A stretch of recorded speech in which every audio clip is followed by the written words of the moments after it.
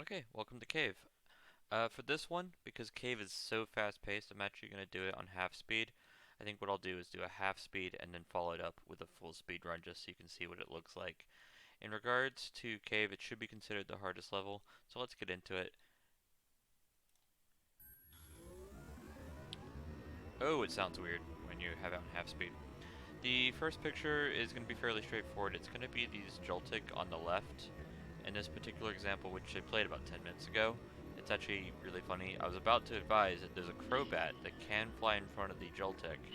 I take a bit longer to line up the photos than usual, and the Crobat almost hits me again. On the right side, we're going to have a Gengar. The later you can hold your flute, the better, because it means the less time you spend turned around. Gengar will turn slightly towards you, and that's what we want to snap. Uh, Decent enough Gengar here to get through. When you get into the cavern, the first thing we're going to want to do is look down and to the right. You might want to zoom this. I'm going to do it zoomless because I'm a stylish person. But we want to hit the Glalie. After you're confident that you've hit the Glalie, we're going to throw up to 3 orbs to hit the Magikarp. I'm pretty sure I get it on the second one here, but through a third one. After you've thrown 3 orbs, the Glalie should be like reset from its angry animation, and you can take this photo. And then come back. We actually want to do the Braviary up here first, then come back and find out if our Magikarp hit. Sometimes you can see it in the top corner if you got it while you're shooting the Glalie. And then we gotta look for our Croagunk are definitely the crux of this level. This is gonna be the best Croagunk, second Croagunk, and then the third Croagunk. This third one is often actually the one that ends up happening, just because the other two are often not facing you. At that moment, when you're dealing with the Croagunks, definitely feel free to take your finger off the booster, especially if the first 2 Croagunks aren't giving you a good opportunity for a good photo. They are all roamers, and so they are all miserable. Croagunk is the hardest Pokemon in the Pokemon Snap to get a good photo, and it's so late in the run that it's incredibly crucial. To our right, there's a Sableeye and a Geodude. I'm personally just take the Sableeye here. The reason to do that is the less time that you spend looking backwards, the sooner we get to the Rampardos and the Crobat, and therefore the closer we are to them, so you actually get more points from these pictures. Interestingly enough, we take picture of the side-facing Rampardos here instead of the front-facing one. It actually gives us more size points because the game cares about the tail. Then we're going to look up, thankfully a Crobat decides to just hang out right in the middle of the air, and we can take the Crobat without having to take something that's not moving, or moving about too much.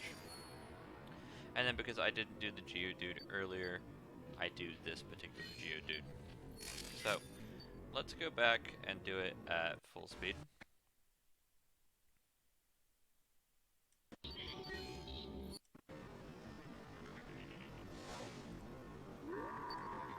And just go through what it looks like when you are trying to run through this. So again, it's going to be the Joltik on the left. You want to wait until they're all 3 together. This gives you more pose points. I like to make sure that the cursor picks up the top one because it seems like it's facing us, but it doesn't seem to really matter. For Gengar, you can also throw an orb at it. It will stick its tongue out. It's a different pose. It gets about the same amount of points, but it's slightly more work for you. I think it's better to just take the 3-star over the 4-star. Make sure you hit that. If you don't get the Magikarp, it's not a big deal. You still should hit the points if you're taking good photos everywhere else and taking the Sableeye and the Geodude. Preferably, though it's kind of hard to rely on because the Croagunk are so unreliable and the general level is just very hard. We want to be skipping either Sableeye or Geodude.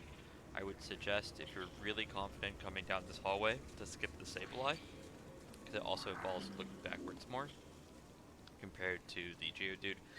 They're about comparable points, about 34, 3500. So that gets you to the Rampardos, and you get closer to this Rampardos and closer to this Crobat. If you are able to skip the Sableeye, you will be within like 500 points if you are beating it.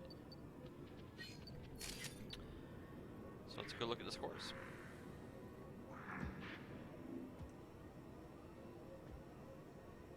So on this visit to Cave, I scored 39,457. The goal is 35,000. So if we cut out the Magikarp, which is 2,600, still beat the goal comfortably. If we're cutting out, say, the Sableeye, gonna get a 3,500. On that, I'm still beating the goal by about 1,000. This is also the best Croagunk I've ever taken, so it's not necessarily ever going to be that comfortable. Not a brilliant Gengar, to be honest, but you're going to see a really lovely Croagunk. The Croagunks are not reliable, and you definitely need to understand that you should be taking both Geodude and Sableeye if any picture that you took didn't make you feel joy. Nice work. Great timing. Yeah, you can see that we got the 2,000 size on the Rapidos and close to 2,000 size on the Crobat. Nice work. That's because I'm taking this later Geodude. So, with that, Cave is really the hardest level that we have to deal with. Don't feel bad. One other thing to add here is when you do complete Cave, you do want to retry and then go to level 2.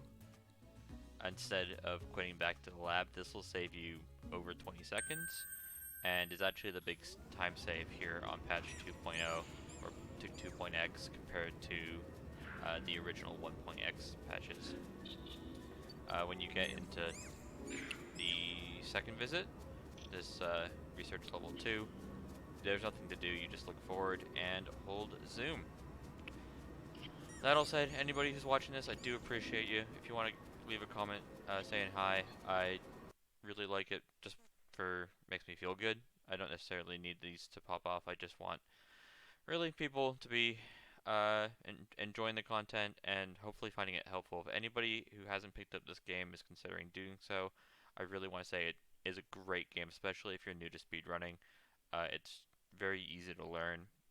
There's a lot of breaks and whatnot, so it's also good for streaming, talking to your chat, but it's hard to master. Like this cave run, you can see the video took 28 minutes to me, so 24 of those minutes were me trying to get Croagunk basically to behave. So with that all said, I appreciate anybody who's watching this, and you have a lovely rest of your day. Take care.